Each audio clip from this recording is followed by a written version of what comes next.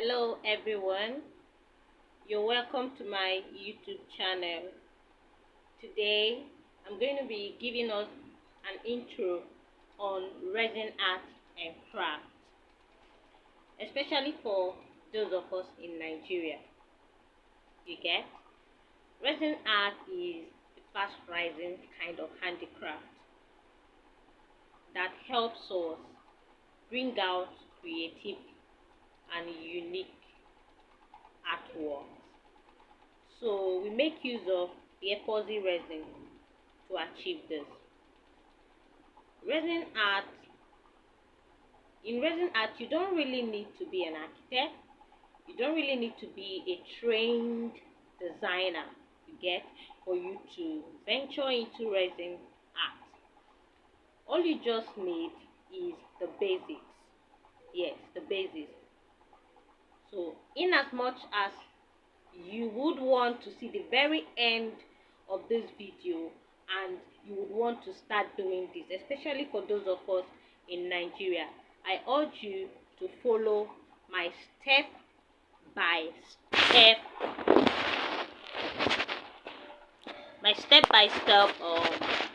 training or class on this very handicraft.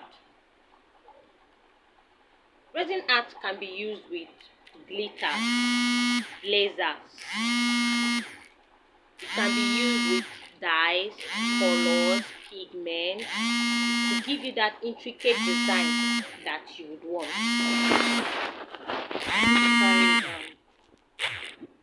To give you the intricate design that you want.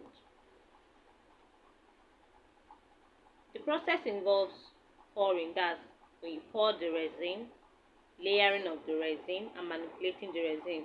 When you start manipulating the resin, that is when the resin starts curing. Then you start making some intricate drawings on it, and it stays. There's nothing like reduction in size for resin. There's nothing like shrinking for resin. It takes the shape of anything, any mold you place it in. So now, there is something that you need to know that is very important. In as much as you see people talking about resin art, you see them on social media, you see them everywhere talking about it. You need to understand that we have different types of resin, and you cannot just use any type of resin to achieve this. Here is one of my resin artwork. This was beautifully designed by me. So now you see that whatever I'm telling you here, I already have the experience. A lot of us in Nigeria have not known about this so much. So all you need to do is to listen carefully to the tips I have to dish out on this particular handicraft. Now we have epoxy resin, we have polyester resin, we have polyurethane resin, we have vinyl esters. So there are different types of resins in their different capacities, their different properties, what they are used for. We even have the ones that are used for metallic purposes. So all you need now is to know the type of resin that will give you what you want. Resin art actually is what you can be doing. It can be a part-time work for you. You know, you hear of acrylic photo frame is with this resin. So the resin we normally use is the epoxy resin. Epoxy resin is a two-part system resin. What do I mean by a two-part system resin? You have the resin and the hardener. So the resin and the hardener will give you epoxy resin. Polyester resin is the resin and a catalyst. That's what gives you polyester resin. But we are not going to be talking about all those ones. We are going to focus on our epoxy resin. So in case you want to buy the resin and you go to the chemical shops, you ask them for epoxy resin. So because if you don't know the type of resin and you go and buy rubbish, you go and buy another, not like they are rubbish. I know they are used for their specific, what they are specific for. But if you don't know the type of resin you're going to get, and you just get, let me say, vanilla ester, or you get polyurethane, it's not going to give you what you want. So that is why it is important you stay to the end of this class. So if you like my teaching, you can help me by clicking on the subscribe button or the like button. So now, why do we prefer epoxy resin to other resin? Number one, it gives that clear and glossy, lustrous effect. You see how this one has the mirror effect? You're looking at it, it's shining. That is what epoxy resin will give you. It has that mirror effect, okay? And you're going to appreciate it. It is durable. Durability. It is durable. Like this thing is now, it is not going to break. It is not going to break. It is going to be. There are various properties of epoxy resin that makes it preferred or preferable over other types of resin in this particular handicraft. The UV resistant, it has a UV resistant, it has the adhesive nature, allowing it to pick pigment you get, to accept lasers, glitters, colors that are added to it, and make everything uniform even as you're designing. It's low odor, it's not too toxic, like the odor is okay, it's something you can bear. It's not something that would be making you uncomfortable. So it's something that you yourself can bear. So it's also versatile, that it can stay on anything. You can stay on canvas, on coasters, on silicone, on wood. Get fixed in there, it doesn't spill off. It has minimal shrinkage. It doesn't shrink, maybe as it's drying, it's coming together. It doesn't do like that. It takes the shape of wherever you place it, and it remains like that and cure and get the perfect shape of whatever you place it in. It is circular, it is triangular, it is square in shape, it is pyramidal. So it's going to give you that.